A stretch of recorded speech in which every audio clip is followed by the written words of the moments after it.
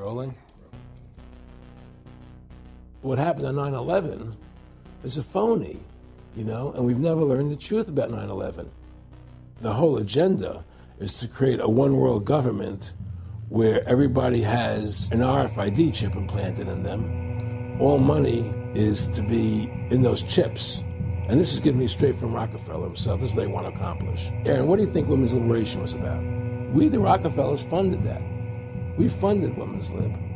They do whatever they want to do. What we want doesn't matter anymore. It's their agenda, it's their plans that matter. They have all the money they want. They can make all the money they want. They have a machine that can make all the money.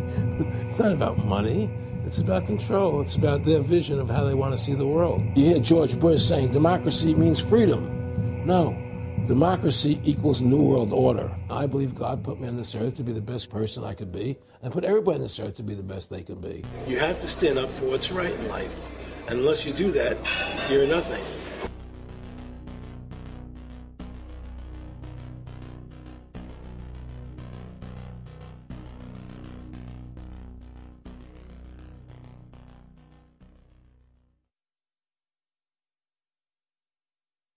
Award-winning filmmaker turned freedom fighter, Aaron Russo was an amazing individual.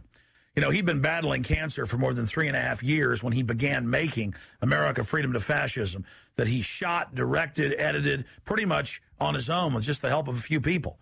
An amazing individual. A long life of award-winning films, of hard work, and for standing up for the Bill of Rights and Constitution. When we first went and shot this interview, I put it out on the web for free. But parts of it have never been seen. So here today, you're going to have a chance to see the in-depth interview, the final interview with Aaron Russo. But his important work lives on. He made one of the definitive films exposing the elite that control this nation and the world, the private Federal Reserve. And the information he put out 2 years ago rings more true today than ever. And his film, America, Freedom to Fascism, and Mad as Hell, and the other great works he did, just continue like ripples in a pond to light bushfires in the minds of men and women everywhere. So this film is dedicated to the one, the only, Aaron Russo. You rolling? I'm honored to be interviewed by Alex Jones, a truth seeker, fighting for justice in America. Now he's charming me. He's getting me all smiling. Aaron, when did you start to think something was wrong in the world, or start to find out about the whole banking cartel and the Federal Reserve System, the New World Order? Well, that was a progression of events. I've always been a very independent person, always believed in individuality, and that we were put on this earth to be unique individuals to fulfill our God-given potential, and that the only way to fulfill your potential is to be free, to find out who you are, and to make your errors, to make mistakes. And as I grew up, I began to realize more and more the government was inhibiting me in things that I wanted to do. And what happened, I was very successful in the ladies' lingerie business. I worked for my dad. He had a small undergarment business, and I created the first ladies' bikini panties back in 1963, actually. And then I opened up a nightclub in Chicago called the Electric Theater that opened up the day Martin Luther King was assassinated. All right, and so the city of Chicago was in flames the day my club opened, and nobody came out to the club. And what happened was that that was the year of the Democratic Convention in Chicago in '68, and so my club became a hangout for the hippies, and because they wanted to go to Chicago and protest what was going on. And I was having a concert at my club one night to raise money. And the police raided the nightclub, my club, for no reason at all. And I was standing outside in my office overlooking the street, and I saw all these paddy wagons pulling up in front of my club. And I was a 24-year-old kid. I had no experience at all, really. So what are these paddy wagons doing here? And then I saw all these cops getting out of the paddy wagons coming into my club. I said, oh my God, they're raiding me. And so I ran down to the stage, and I got on the stage, and I stopped the band from playing, and I said to the people in the audience, we're being raided, so sit down on the floor, cooperate, and plot your identification, and cooperate with the police. And as I said that, two of the cops from behind threw me onto the floor and grabbed me and started dragging me out of the club. I'm going, you know, victory, victory. You know, I'm playing it for all it was worth at the time. I was a kid. And then I saw the fire department there. And the fire department was dumping garbage cans, the garbage all over the floor. And I thought to myself, well, why are they doing that? You know, very quickly as they were dragging me out. And I didn't quite understand it. So they threw me into the paddy wagon. As I got into the paddy wagon, one of the cops grabbed my testicles from behind and squeezed. And I went into the paddy wagon in gigantic pain. And the next person that came into the paddy wagon, the cop, as he was stepping in, the cops took the billy club, smashed him on the head with it, and just split his skull, you know, for no reason. I mean, there was nothing wrong. So that was kind of your wake-up. That was my awakening. Like, what is going on? I thought this was America. So I initially blamed it on Chicago and made a daily thing. It was Chicago. And anyway, it was the headlines in the newspapers the next day. You know, there was my picture in the newspapers, the headlines, electric theater short-circuited, it was raided. And in the article, they went ahead and they said that the reason they raided the club was because the fire department came there and saw it was messy, full of garbage, and the hippies started attacking them, which was totally not true. Those dirty hippies? It was totally false. You know, it was a complete fabrication. So they ran a false flag on you. They framed you. Yeah, of course. You know, and I was in shock. I said, people lie like that? People actually do these things? I couldn't believe it. You know, it was an awakening to me. And I went on television. I told people on television that they lied. Nobody cared. Nobody cared what the truth was. You know, it was shocking to me. And then a week or 2 weeks later, I forget exactly what it was, two cops come to see me, a lieutenant and a sergeant, a captain and a sergeant. And they said, Mr. Russo, we're sorry if you got hurt that night at the club in the raid, but we're here to tell you that if you want to keep the club open, it's going to take $2,000 a month, and we're going to come see you once a month, and whenever we have to raid you, we're going to call you, you know, and we'll let you know we're going to come in tonight and raid you. This was mafia. Well, the police mafia, yeah. You know. And actually, it was actually more interesting than that. They said, listen, there's the A plan, there's the B plan, and there's the super deluxe plan. And this one, of course, each one, of course, that much money a month. Which one do you want? What was the super deluxe? That's the one I took. That was a $2,000 a month plan. And I took that plan, and I paid them $2,000 a month, and they left me alone. And whenever they were going to raid the club, they would come there, we're going to have a phony raid tonight, you know, just to look good for the people in the neighborhood, you know. So that was your first big education? That was my education into corruption in government, you know. But I really thought that was basically Chicago. I didn't realize it was the whole country was like that. And so that was my wake-up call, that people lie and cheat and steal. And I thought everybody was always honest and nice and decent. And I had no idea about any of these things. Well, what happened with me was that they finally one day they came to me and they said, look, we can't take your money anymore.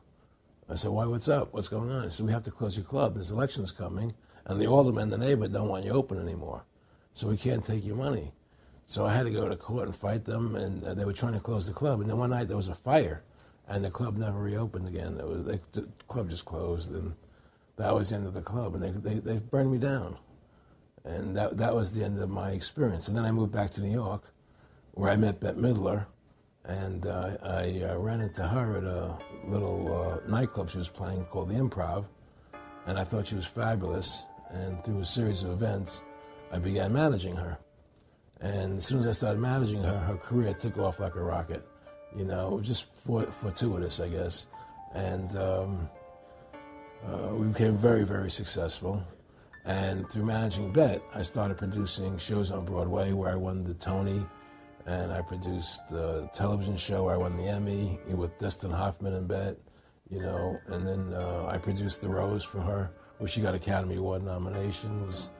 And then that led me to producing Trading Places, which everybody knows, you know. I think it's the best Eddie Murphy movie. Well, it's a good one. I don't know if it's the best, but it's a really good one. And I'm very proud I made that movie. And so in my mind, I feel as if I've made a classic comedy in Trading Places. a classic musical in The Rose, and a classic documentary in Freedom to Fascism. So I'm very proud of my work that I've done as a filmmaker. Aaron, why do you do this? What's the philosophy of your life? What do you think life's all about? I think the importance of life is to like yourself. If you don't like yourself, nothing means anything. To like yourself means you have to respect yourself. To respect yourself means you have to take actions that you respect if somebody else did them. And what's the point of living if you don't like who you are? You can have all the money in the world, and if you look in the mirror and you don't like what you see there, what's the point of it? So to me, the most important thing is that I like who I am, and that I take actions that I would respect if somebody else did them. That you live a life of character, honesty, truthfulness, and I believe that a person has the ability to mold their character like a sculptor can mold a piece of clay. There's no saying that a leopard never changes in spots. I don't believe that. I believe people have the total ability to mold their character into what they choose to be in their life, what their ideals are. And that's what I try to do with my life. I am not the same person today as I was 30 years ago. I've changed a lot because I wanted to be something better than what I was before. And my philosophy is that you have to like yourself, you have to be a decent person with character and integrity and honor. And that's what's important. Back in the late 80s, I was a pretty big silver trader and gold trader. And I don't think I've ever told this story on tape before. I was a pretty big silver and gold trader. And I always paid my taxes. And I took what was a legal tax deduction on my silver trades. And a few years later, I think it was 88 or 89 or something, the IRS claimed that what I did, and other people did as well, was now illegal. We couldn't do it anymore. But they made it retroactive. I said, what do you mean retroactive? It was legal then. I did what was legal. I said, yeah, but now we're making it illegal retroactively. And that's not good. So you owe us $600,000 or $800,000. For what? It was legal. How could you make something retroactive? Change the law backwards in time. It makes no sense. Well, we're doing it. And so everybody said they can't do that. So we went to court, a class action lawsuit. And the judge agreed with the IRS and said they could do it retroactively. And that's when I knew that there was something wrong in America with the IRS and the system here. Aaron, you were telling me this story last night, and before you even finished saying, in the late 80s, the tax law, I said retroactive. And I knew that because they literally ruined my dad, but he paid. He didn't know. He still thought this was America. And it was legal tax law, what you're supposed to do. They said retroactively you owe, and with not just retroactive, but they said you also have penalties and interest. That's right. So how do you have penalties and interest on something when they retroactively change the law? Well, first of all, they can't retroactively. How can you do anything retroactively? Penalties and interest are a farce. The whole thing, because they do whatever they want to do. And that's when I realized America is not America. It's not the land that I was taught it was.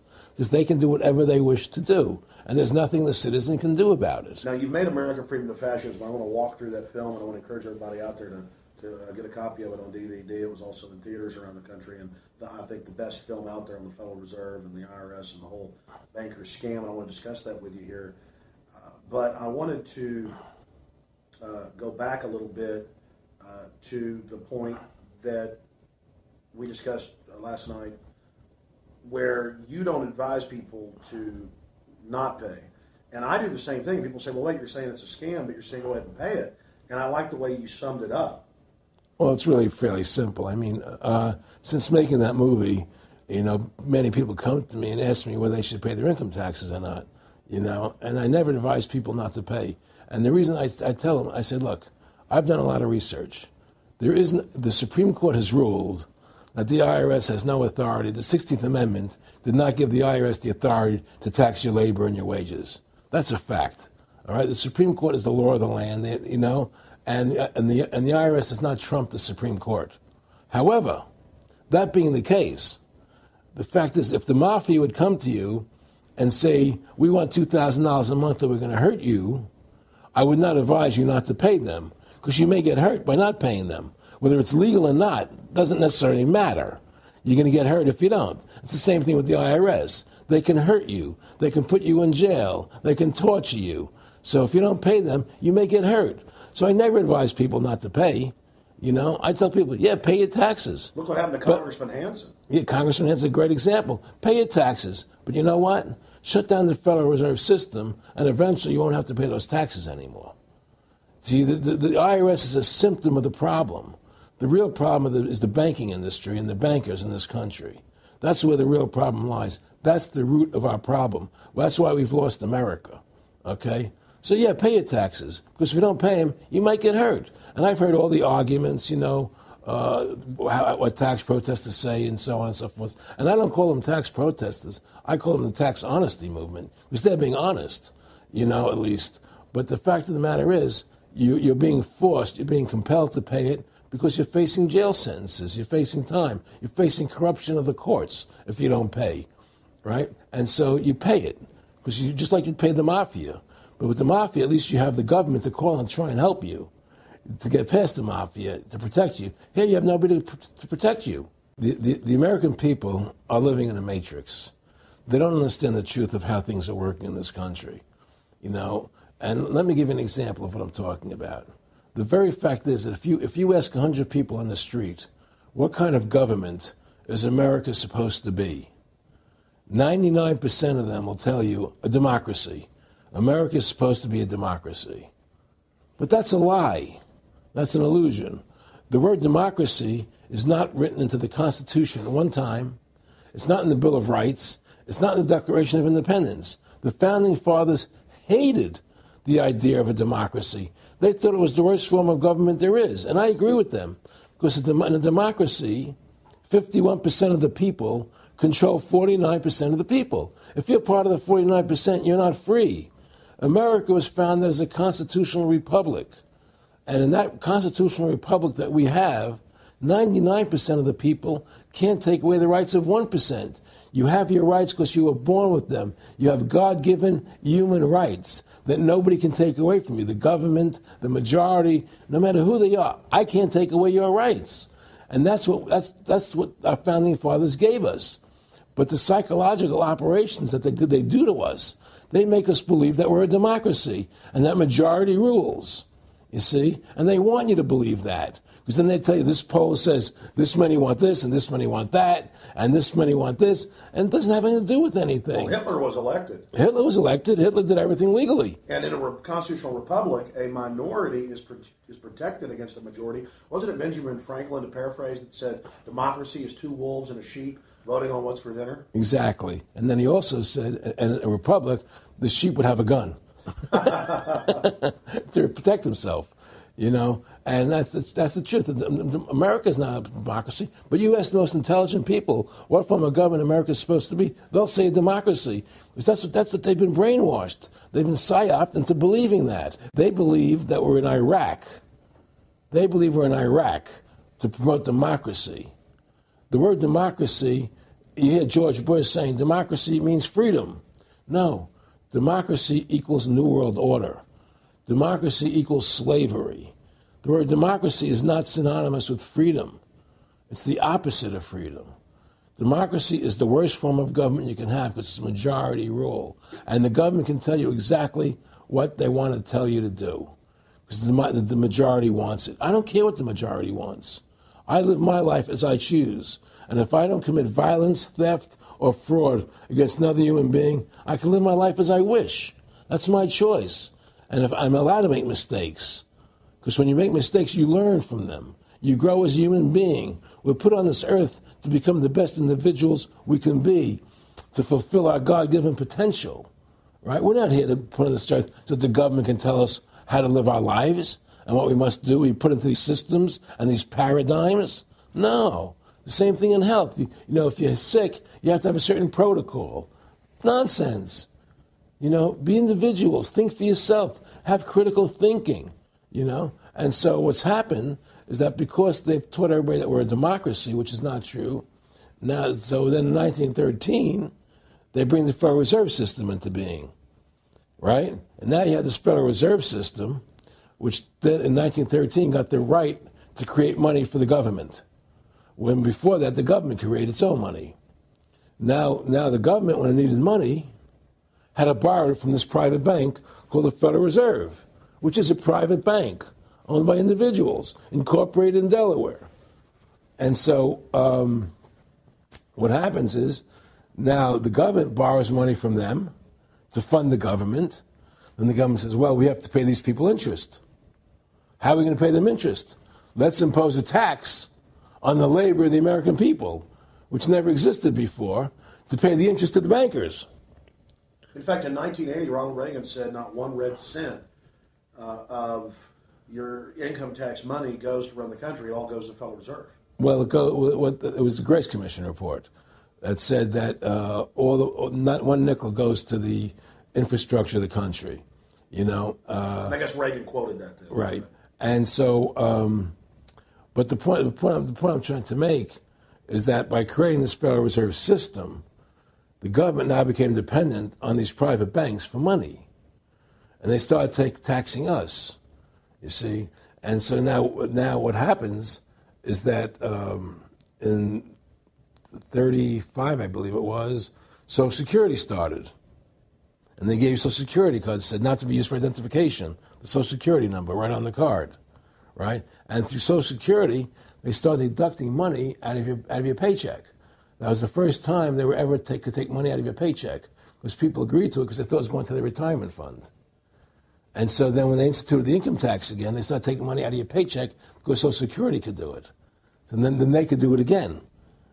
You see what I'm saying? And so now they've even taken control of the tax payment itself. I mean, literally like you're a slave. They're taking it right there when you make it. Exactly. They don't even trust the public enough to send them a check. Right. So they take it out automatically because they know people aren't going to want to pay it. So what's happened is that through the implementation of the Federal Reserve System, the government has become vested in these bankers, and they get their money from the bankers. And so then they impose a tax on us, which makes us more slaves, makes it more difficult for us to survive, right? Giving them more profits. And now what's happened is that through the Federal Reserve System, the bankers have pretty much taken control of our government. It doesn't matter Republican and Democrat anymore, because they're both the same.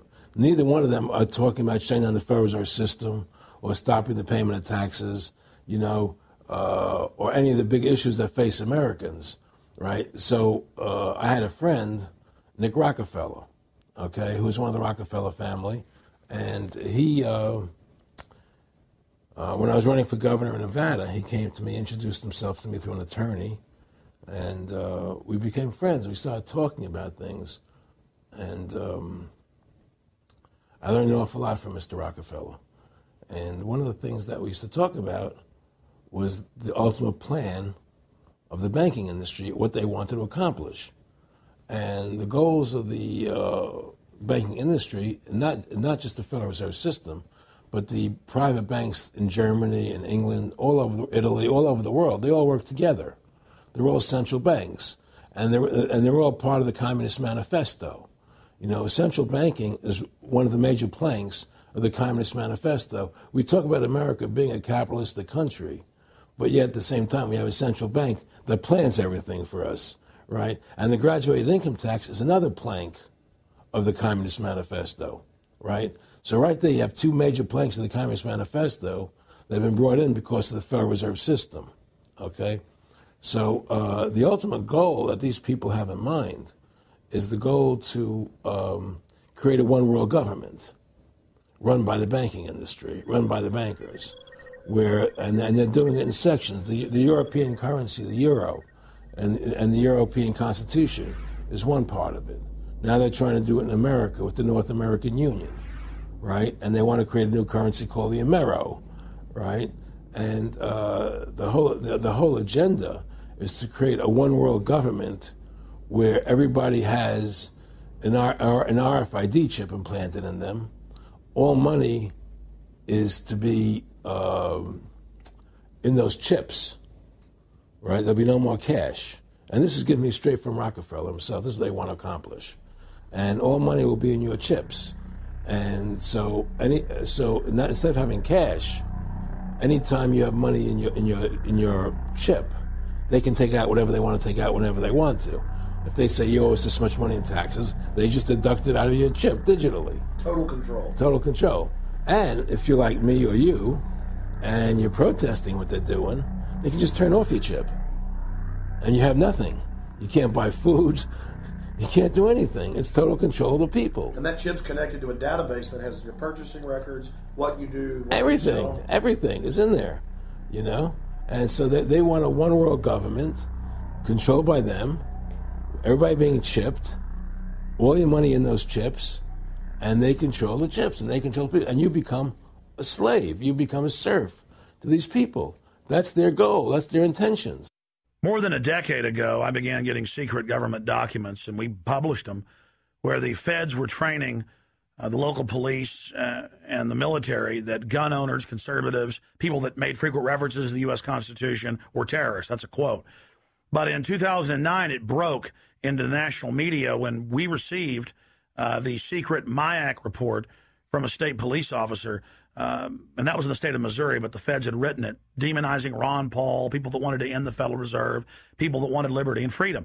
And now more secret reports have been released, like the Department of Homeland Security report, which the feds admit they wrote, that says returning veterans are the number one terror threat in America, that gun owners are part of that number one threat, that people buying ammo are the number one threat. Think about this. You have these private bankers overthrowing the United States, and they're secretly training the police that gun owners and patriots and veterans are the number one threat. So they're saying the American people that follow the Constitution and Bill of Rights that'll actually stand up against this tyranny are terrorists, because they are the terrorists. They are the criminals coming in with a corporate takeover, a hijacking of the nation. Eric, can you be specific about when you met Rockefeller, how it happened in these discussions? I met Rockefeller through a female attorney I knew who called me up one day and said, one of the Rockefellers would like to meet you. I had made a video called Mad as Hell, and he'd seen the video and wanted to meet me and knew I was running for governor of Nevada. So sure, I'd love to meet him. And I met him, and I liked him, and he was a very, very smart man. And we used to talk and share ideas and thoughts. And he's the one who told me 11 months before 9/11 ever happened that there was going to be an event. Never told him what the event was going to be, but there was going to be an event, and out of that event, we were going to invade Afghanistan to run pipelines from the Caspian Sea. We were going to invade Iraq, you know, to take over the oil fields, establish a base in the Middle East, and make it all part of the New World Order. And we'd go after Chavez in Venezuela. And sure enough, later 9/11 happened, and I remember he was telling me how how you're going to see soldiers looking in caves for people in Afghanistan and Pakistan and all these places, and there's going to be this war on terror, which is no real enemy, and the whole thing is a giant hoax, you know, but it's a way for the government to take over the American people. He told you it was going to be a hoax. Oh, yeah. Oh, yeah. There's no question. He says, there's going to be war on terror, and he's just laughing. There's no, who are we fighting? I mean, why do you think 9/11 happened, and then nothing's happened since then? Do you think that our security is so great here that these people who pulled off 9/11, who were able to, can't knock down another plane? Come on, it's ridiculous. 9/11 was done by people in our own government and our own banking system to perpetuate the fear of the American people into subordinating themselves to anything the government wants them to do. That's what it's about, and to create this war, this endless war on terror. And that's why and that was the first lie. And the next lie was going into Iraq, you know, to get Saddam Hussein out with his weapons of mass destruction. That was the next lie. Now, specifically, this was a little over 6 years ago? This was 11 months before 9/11. Yeah. And Nick Rockefeller, who's a lawyer, he's become your friend over the previous years, and he's saying to you that there's going to be this big event, and then out of that we're going to have a war on terror, and it's just going to go on and on. Right, an endless war on terror without any real enemy. That you can never, so you can never define a winner. And did he say that it's going to be perfect because you can't define an enemy? It just goes on and on? Yeah, because you can't define a winner. There's no one to beat, so it goes on and on forever. And they can do whatever they want. They scare the hell out of the American public. Look, this whole war on terror is a fraud. It's a farce. It's very difficult to say it out loud because people are intimidated against saying it. Because if you say it, they want to make you into a nutcase. But the truth has to come out. That's why I'm doing this interview. The fact of the matter happens to be that the whole war on terror is a fraud. It's a farce. Yeah, there's a war going on in Iraq because we invaded Iraq.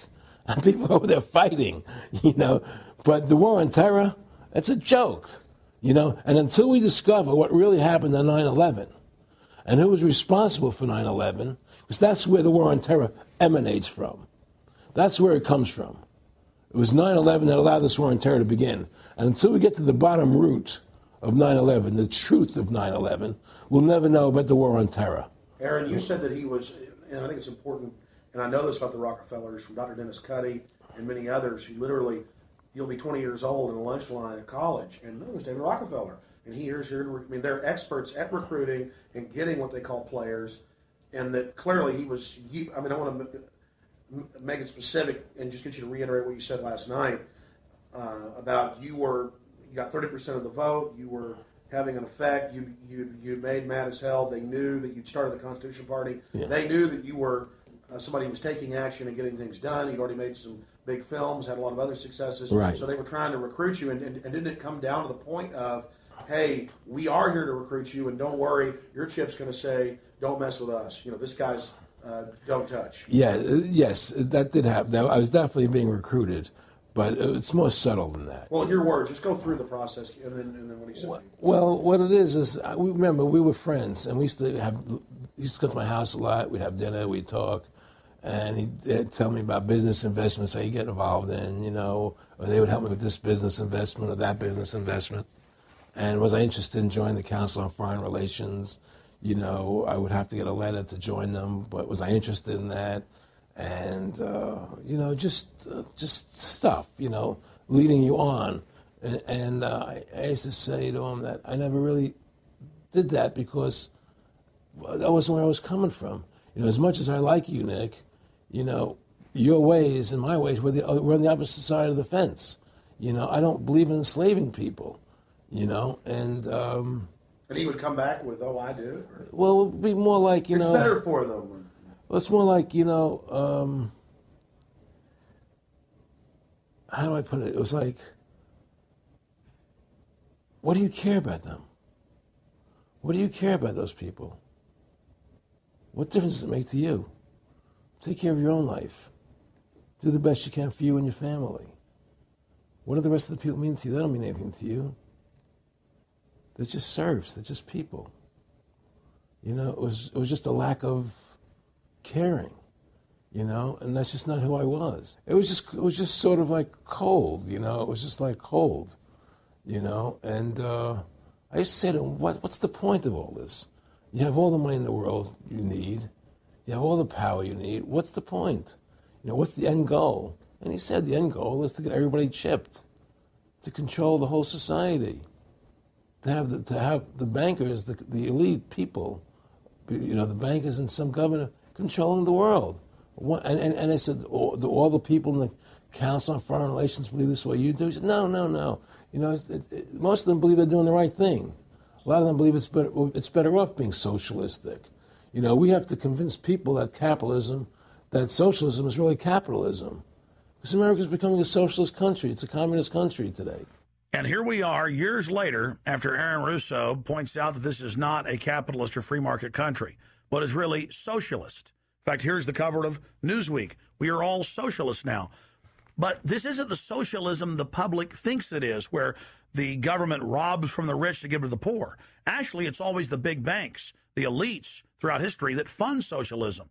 They want to use the middle class's money to basically domesticate the working class and expand the size of government so it can basically, in the end game, eradicate the middle class and have a giant submass of uneducated slaves who have no chance of ever rebelling against the tyranny, and a tiny elite in control of it all. And that is the very nature of this New World Order system. They are using big government to strangle competition, to take control of the people, to break up the family, to basically set up a global plantation or neo-feudalist state.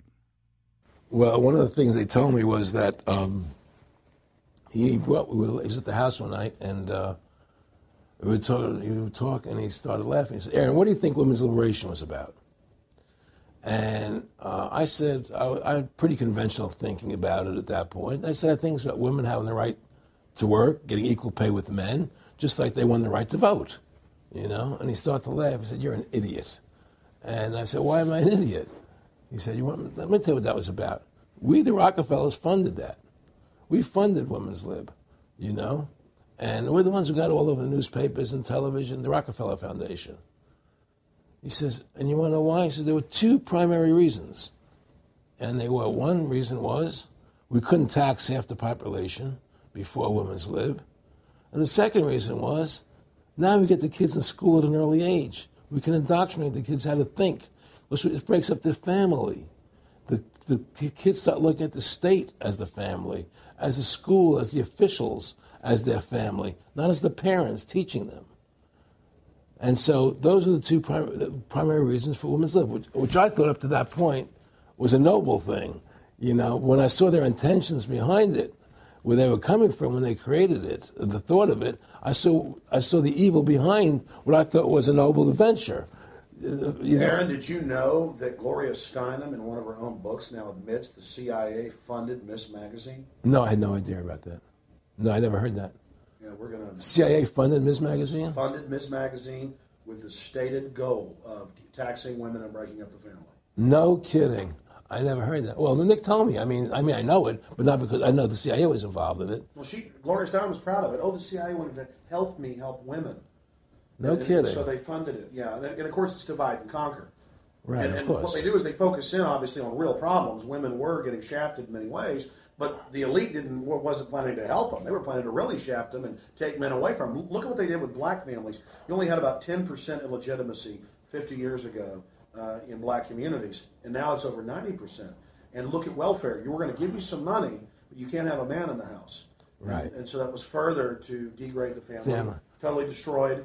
And now illegitimacy is over 50% in the general population. Right. Well, see, the whole thing is these people control the money, so they make all the rules. You understand? And they put whatever rules they want into effect.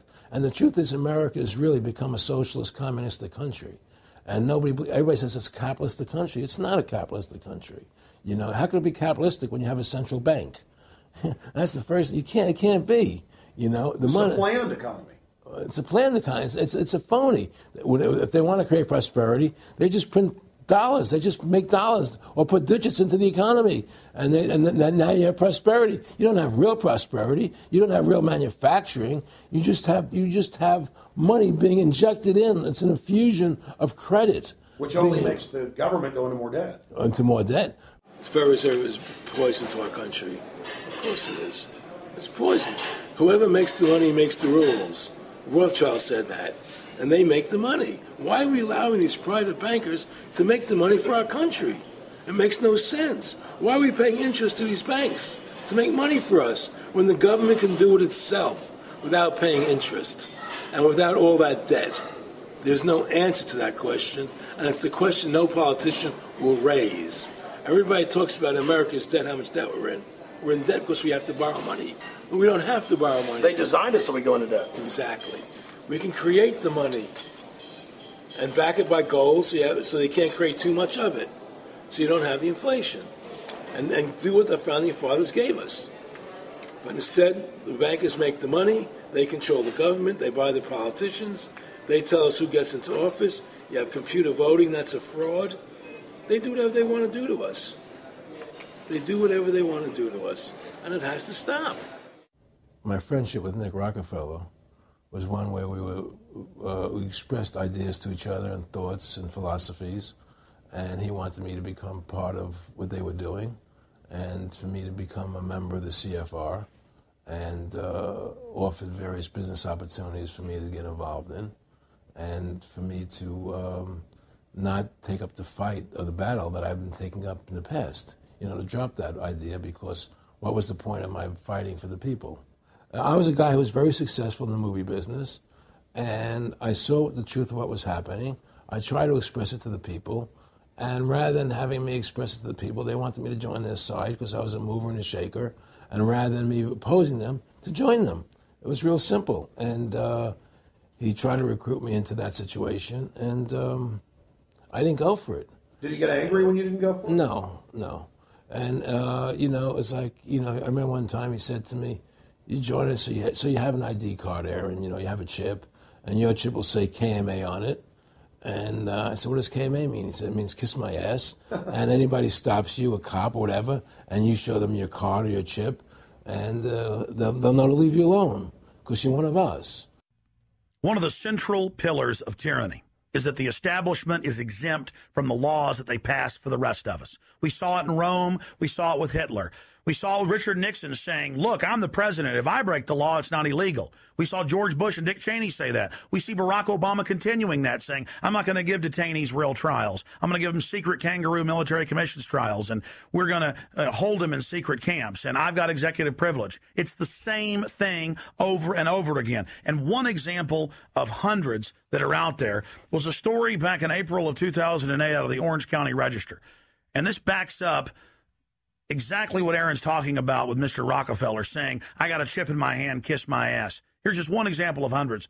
Special license plates shield officials from traffic tickets. And it goes on to say that 996,000 plus vehicles in California are exempt from no insurance, reckless driving, speeding, running through toll booths, running red lights, on and on and on. And who is it? It's state employees. It's federal employees that can go and get exempt. It's police. It's government bureaucrats above the very laws they try to enforce on us. This is tyranny. And so literally all over the nation, they've tried to pass it in Texas but failed. They want it where the police are above the law, where the government officials are above the law, where they have immunity, where they can't be prosecuted for crimes. Congress exempts itself from most of the tax laws and other laws that they put on the rest of us. They're exempt from Social Security, and they get a pension that pays out on average 5 times what citizens get. Again, it's already happening. So the chip in the hand and saying they're above the law under the guise of national security, that's what the 1947 National Security Act and now this whole Homeland Security system is all about. Why are you fighting for the people for? What is that about? The people just, they have to be ruled. They have to be, the Constitution, what you're standing for is only for a few people. It's only a few individuals that can live that way, and we believe that it's best for society to be ruled by an elite people who control everything. And I said, I don't believe that. I believe God put me on this earth to be the best person I could be and put everybody on this earth to be the best they can be, not to be a slave and a sheep to you and these people. And I don't understand why you want to control everything. What is the need for that, And I asked them, do all the people in the Council of Foreign Relations feel the same way you feel? He said, no, a lot of them think they're doing the right thing. They think that socialism is the best way to go. They think that, that they're doing the right thing. But the people at the top, they all know the truth of what's happening. And that's what it is. So it's compartmentalized within the elite structure as well. Of course it is. Of course it is. I mean, all the people that are in the CFR, was that 2,000-3,000 people? I forget, like Dan Rather. They don't know what's going on. They join the CFR because it's prestigious. They think it's good for business. It's good for this. They don't know what's really happening. The evil that comes out of it, that's emanating out of it, and to me, the biggest evil is what's happening right now, because what happened on 9/11 is a phony, and we've never learned the truth about 9/11. That's the question I wanted to follow up on. He tells you 11 months before there's going to be an event, all this is going to happen. What did you think on the morning of 9/11? Where were you, and did you think about Nick Rockefeller and what he had told you when you saw those towers fall? No, I was actually in Tahiti when 9/11 happened, and I got a call from my son. And my son said, the Twin Towers, they were just attacked, and they were falling down or something. So what are you talking? I was in Tahiti. I was asleep. And he says, yeah, they were hit by a plane, da-da-da-da. And so where I lived, where I was in Tahiti, there was no television, so I had to run the other side of the island to a hotel where they had, and it was all on television, and that's when I first saw the stuff on TV about it. And I didn't immediately equate it to Nick, but when I realized that we're going to go into Afghanistan, Iraq, and as that developed, I realized what it was. How could there be a war on terror and actually say that we're having a war against terrorism and leave the borders wide open? If you were the President of the United States, or I were the President of the United States, and 9/11 really happened the way they want us to believe it happened, the first thing you would do is shut down the borders so people couldn't get in the country to harm you. But they left the borders wide open because the bankers want the borders open because they want a one-world government. They want a North American Union. They don't want borders here. The 9/11 was only a manifestation. It was done to create a fear in the American public, right? So that we will obey what they want us to do. And take Richard Reed, the shoe bomber. Here's a guy who was 6'6", ugly as could be. I heard he smelled. Okay, he sits in coach on a plane, lighting matches to put his shoe on fire, surrounded by people. It's idiotic. If you were going to blow up a plane, you go into the bathroom, you close the door, and you put your shoe on fire. You're not going to sit there surrounded by people lighting matches on a no-smoking flight. They want you to believe this nonsense. It's ridiculous. 7/7's come out now, and the majority of the British people think it's an inside job, and all the evidence points towards it being an inside job. Yeah, I mean, what happened in London? Yes. All this is nonsense. It's just keep people in fear. It's this endless war on terrorism that doesn't really exist, so people will submit to whatever the government wants them to submit to. Searches, check your shoes, have ID cards, put chips in you, where you become servants to the elite. That's what this is all about, Restore America's republic to what it's supposed to be, get the bankers out of our government, get the bankers out of our government. Government should stop borrowing money from the banks. Government should make its own money, restore the republic, individual freedoms. That's what this country's about. And until we do that, we're gonna be slaves. I mean, to me, I see people like Bill O'Reilly on television, right? And I see how much they control the media. Like there was this girl on Bill O'Reilly the other night from an organization saying the world can't wait. And this girl was spot on. Everything she was saying was the truth. And all Bill O'Reilly could do was call her a lunatic. He couldn't challenge the facts. They just call people names. They can't. And until we just find that, look, this world, we're heading into a world of danger, possible nuclear wars, because the banking industry is trying to take over the world. 9/11 is the beginning of the war on terror. That war on terror is leading us into Iraq, which is the next lie. So you had the lie of 9/11, how that happened. Nobody knows how Building 7 came down. Okay, we know 9/11 was a fraud. The American people don't know it, but more and more of them are believing it. Okay? So that was the first lie. Besides the inception, I'm not going back to the inception of the Federal Reserve, that original lie. But 9/11 was the first lie in this present state we're in. 9/11 is the kickoff of the war against the American people and the people of the world. 9/11 was a phony. It's a fraud. It didn't happen the way they told us it happened. Now, because of 9/11, we then had the authority to go into Afghanistan and Iraq. Iraq didn't have weapons of mass destruction. Okay? So that was the next lie. Now they're talking about going into Iran. Now, how would you feel if you were Iran and you had this big, powerful country, America, go into your next-door neighbor, take over their oil fields, right? Wouldn't you be worried that what they were going to do to you? Of course you're going to be worried. But the people of America don't think about it from Iran's point of view. They think about it from our point of view. So now we're going to send more troops into Iraq and keep building up because they want Iraq and the Middle East to become part of the New World Order. And Iraq was using, Saddam wanted to start using euros instead of dollars, right? He was messing up their whole consumption. Iran wants to start using euros instead of dollars. They have. Okay?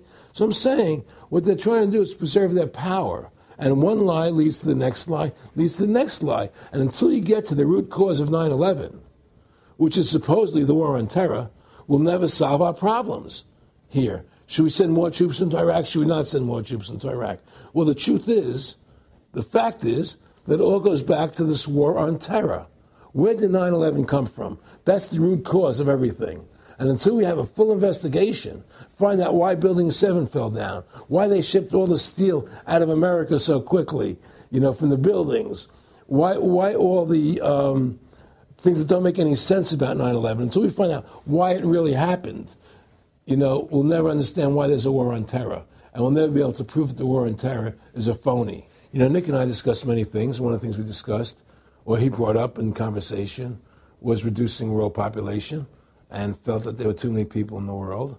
In a way, I agree. There are too many people in the world, but I don't think I have the authority to say who's going to die and who's not going to die, But they felt that they wanted to reduce world population, and he felt that it should be reduced by half.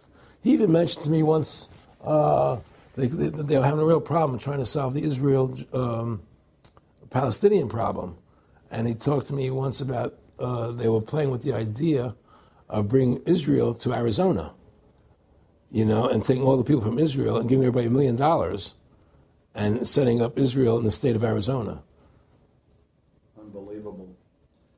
To end that problem, because that's a problem that they're not in charge of, in a sense. They're not controlling that problem. They're very arrogant. They can do whatever they want to do. We've given these people the authority to create money out of thin air, and through that device, they control everything. And if you want to win the battle to stop that, you have to deny them the ability to create money. It's only because they can make money that they have all this power. They literally have the money machines. They have the money machines. They can print it. They can do whatever they want to do. They own everything. Aaron, we take over pretty quick. If we were the guys that issued the money, everybody had to come give us real assets for the use of this money we just printed up.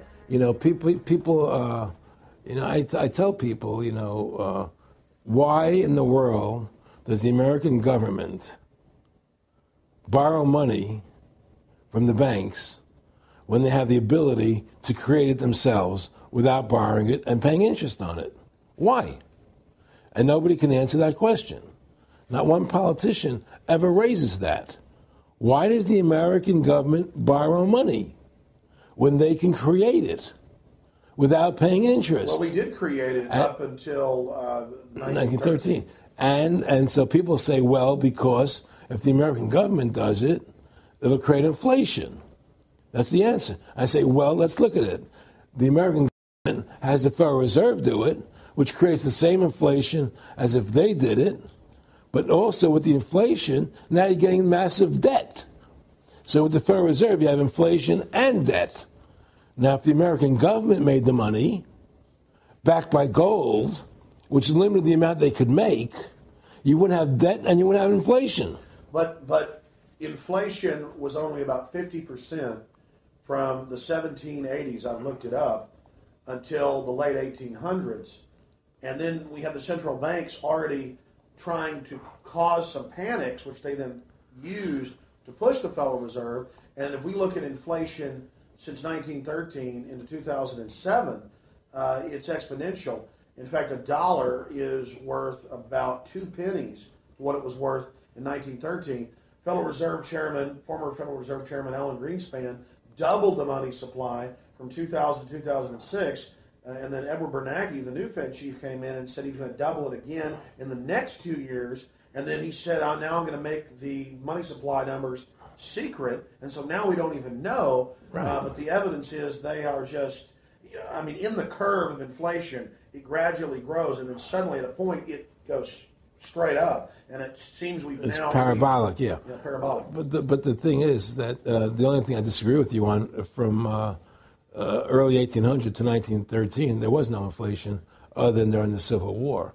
When Lincoln was well, I'm talking about how much $1 was worth. And I know it never changed. There was no inflation. In that whole 100 years, there was no inflation. People knew what the money was worth. They could retire. They knew what it would cost them to live their lives out. There was no problem.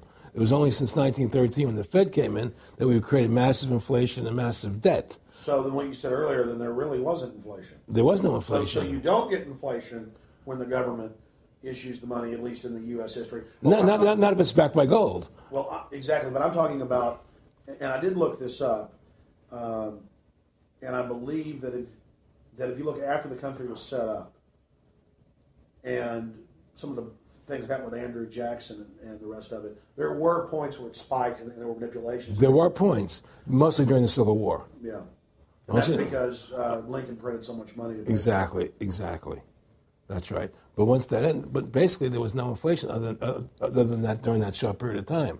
I mean, a loaf of bread was a loaf, of course, the same thing. People could plan their lives. Today, they planned inflation. Now you have two parents working. They can't afford to pay for their family anymore. The kids are going to state-run schools now. The kids are being indoctrinated how to think. They're being given Ritalin. They're being given all these drugs. The whole country's being dumbed down. It's all because of the Federal Reserve System. And the Federal Reserve System and these bankers are responsible for the demise of America. And if we ever want to win this battle, you must shut down the Federal Reserve System. And we must shut down these bankers and restore sound money to this country. Will you talk a little bit about some of the families that own the private Federal Reserve, the stock in it? And I mean, obviously, you say you're not a big expert on Bilderberg Group, but you talk about how it's the same system worldwide. It is the same families. They meet and kind of set the policy each year, and then it goes to the Royal Institute of International Affairs in England, it goes to the CFR in the U.S., and then these are their management bodies where they wield control, really the de facto Congresses over the nation. So, I mean, I would like to get you to speak some about the families that own and run the Federal Reserve, and if you can't connect it into these other international bodies. Well, I can't speak to those families because I can only speak about what I know for fact. Everything else is speculation, and I don't like to speculate. I know about Rockefeller because I was friends with him. We talked about it, and I can tell you firsthand. What did Rockefeller tell you about the Federal Reserve and their family owning part of it? Well, he said the New York Fed is the main controlling interest of the Federal Reserve System. They control the bulk of it. So the New York Fed is really the Federal Reserve System. Even though there's 12 different banks, it's run by the New York Fed. And the New York Fed is basically the Federal Reserve System. So who's ever running the New York Fed is where, and the families that control it, control the New York Fed. And they're the main engine behind the Federal Reserve System. And that's a wing of the Bank of England.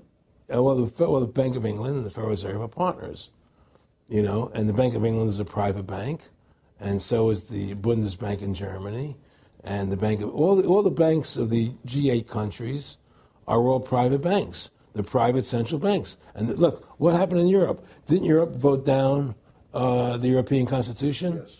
They're still doing it. Didn't they vote down the euro? They're still doing it. They don't care what the people vote. They do whatever they want to do. What we want doesn't matter anymore. It's their agenda. It's their plans that matter. Isn't that prima facie evidence of it? Well, there's no question we're in tyranny. There's no question we're living in a world where the American citizen is no longer a free individual human being to do the things that they wish to do. We're slaves, and it's getting worse. What do we got to do to bring these people down? In my opinion, you must shut down the Federal Reserve System. And I think that there has to be an uprising. There has to be an uprising. People have to stand up. I can't do it alone. You can't do it alone, Alex. And we need to get a majority of people, not a majority of people, but... It was 5% won the war against the British, a highly motivated group. But I agree, people have got to get angry first. I mean, not just, we know it's corrupt and that lackadaisical. We got to get pissed. People don't seem to have the courage to do what they have to do, I want to say you've got a lot of courage. Well, thank you. I don't know if I have a lot of courage. I just have I want to thank you for what you're doing for my family. Well, I have a sense of conscience and I have a sense of justice. I get nervous about what I do, but I do it because there's no other choice. I couldn't live with myself if I didn't do it, But the fact of the matter is, I've ostracized myself pretty much from Hollywood. People are afraid to deal with me in Hollywood a lot because of what I do and the things I say. I don't go along with routines. A lot of people in Hollywood know the truth. They're not willing to stand up and speak about it. I know many of them have seen my movie, and they know I'm right, and they won't talk about it because everybody's afraid. Everybody's afraid because they think that this money they get, these Federal Reserve notes, are really money, and they think they have a comfortable lifestyle, and they're afraid to change. They're afraid to stand up for what's right. And until people are willing to stand up and have the courage to do what they need to do, it's not going to change. And hopefully, what you're doing, what I'm doing, what other people like us are doing, can affect the change, that people will stand up and say, hey, I've had enough. The thing is, we have one advantage. That they need us to cooperate. See, if we don't cooperate with them, they can't win. And so they always need our cooperation to go along with their programs. So they try to sell us. Right. They try to sell us. Democracy, this majority says this, believe in this, do that. The war on terror, we got to be scared. They're always trying to do things to sell us so that we'll go along with them. And once we learn not to cooperate with them, then we win the game. And that's the point. Don't cooperate with them. Don't go along with the program anymore. Stop it. Join forces. You and I should run for president and vice president and take over this country and bring freedom back to this country. That's what it takes. Two people like you and I, statesmen, who believe in freedom, who believe in Thomas Jefferson and the Constitution and the Founding Fathers to make this country whole again. Because right now it's in the grip of the evil ones, And the only way to stop that is for good men to stand up. Was Edmund Burke said, evil can only thrive when good men do nothing? Yes. Right? We got to do something. That's what it is, Silence is golden, but when it comes to your freedom, it's yellow. We have to stop being scared. We have to stand up and do what's necessary to stop these bankers, these elite, this government full of lies, congressmen full of liars, People destroying our borders, creating a government. I mean, imagine this. Here you are in America, and they're combining America, Canada, and Mexico into one country, the North American Union, and the American people don't know anything about it. It's not even in the press. They'd rather talk about Rosie O'Donnell and Donald Trump calling each other names than discussing the fact that we're merging into one country. The press doesn't even report it. Or that Paris Hilton doesn't wear underwear. Yeah, Britney Spears. But I mean, who cares? I mean, the fact of the matter happens to be that tells you how controlled the media is. Here you are combining America, Canada, and Mexico into one country, and you don't see it in the press. Unless maybe it's Lou Dobbs. But you don't see it in the press. You just don't see it. It should be the top story everywhere. Everywhere, and not a word about it, really. Why? That tells you there's the evidence that it's controlled. They don't want the American people to know what's going on. That's why they don't protect our borders. That's why we're losing our Constitution, the very document that secures our freedoms. There is a rising tide against it. There is a rising tide, but we have to mobilize. We have to mobilize. And we have to get all the good people in this country to stand together and say, I'm not going to take it anymore. Well, I think if you analyze the situation, and if you realize that since the Federal Reserve has come into being in 1913, illegally, without a constitutional amendment, by bribing a few senators during Christmas vacation, they turned over the most important power that the American government has, the creation and issuance of money, to a private bank. Through that private bank issuing money, they have destroyed this country. They have destroyed the purchasing power of the money in this country. They've created social programs that are destroying this country. Thanks to the work of Aaron Russo and Ron Paul and many others, folks are starting to find out who the real enemy is. Offshore private banking corporations that have engaged in a hostile corporate takeover of the United States and almost every other nation on the planet. And the private Federal Reserve is their beachhead here in the United States. Ron Paul has introduced H.R. 1207 that at time of taping has over 87 sponsors, just to audit the private Federal Reserve that arrogantly says it's above all U.S. laws and above all three branches of government and that no law enforcement can investigate them. I mean, how asinine is that? How above the law is that? How ridiculous is that? Everybody else gets audited. Nobody else is above the law but them, this group of plutocrats, this group of polycentric bankers that are setting up this neo-feudal world system. Now, they've taken over our government, both Republicans and Democrats. There's no difference anymore between the two parties. They control both parties. It doesn't matter to them which one wins, because who's ever running for president will be someone they anoint, okay? Whether it's Hillary Clinton or John McCain running for president next year, they're going to be people that are going to do what they want them to do. And the fact of the matter happens to be that you can't win an election unless you have enough money to win. They make sure who gets the money. The most important point is they control both parties. And the public continues to only focus in on the distraction of the left puppet and the right puppet instead of looking at the puppet masters. In fact, more and more of this is coming out. Top Senate Democrats, bankers own the U.S. Congress. Senator Dick Durbin on Chicago radio station last week blurted out an obvious truth about Congress. This is from Salon, that despite being blindly obvious, it is rarely spoken. And, quote, the banks, hard to believe in a time when we're facing a banking crisis, that many of the banks created are still the most powerful lobby on Capitol Hill. And frankly, they own the place. So there is one of the most powerful Democrats in the country, top Senate Democrat, saying bankers own the U.S. Congress. It's true. Let's admit it. Let's stop debating the two puppets they put out in front of us, the liberal puppet, the conservative puppet, and then every time we wake up to one of the puppets, they just replace it with another puppet. Let's look past the puppets to the puppet master above them that's controlling the puppets. That's all Aaron Russo and myself and Ron Paul and so many other people are saying. Let's get back to a culture of liberty versus tyranny, not this left-right diversion. You know, when folks are sick of Obama in 4 to 8 years, they're going to put a Republican in, and they'll put out different rhetoric but carry out the same operation. Because as the top Senate Democrats said, the bankers own the place, even though they engineered the crisis. And make no mistake, they did engineer it by design.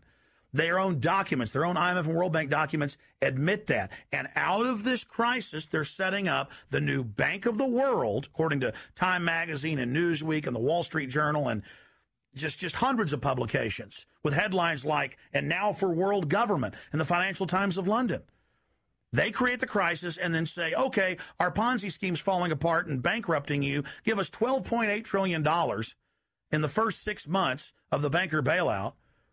And now they say, we'll set up a Bank of the World you pay your carbon taxes to, and private bankers will rule your life, and we'll pay private greenhouse gas carbon taxes to two firms owned by Al Gore, and this is publicly admitted.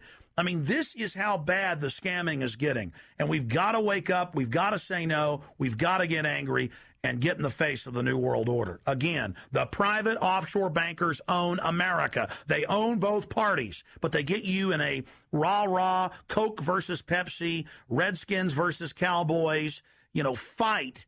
And you get in this little political fight as followers instead of looking past that to the actual global elite and what they're setting up. So through these bankers attempting to taking over America, knowing that America was the freest nation in the world, it was necessary for them to take over America, take away our gun rights of freedom to bear arms, and create a country where we become slaves. Because once they take over America, the rest of the world becomes a lot easier for them.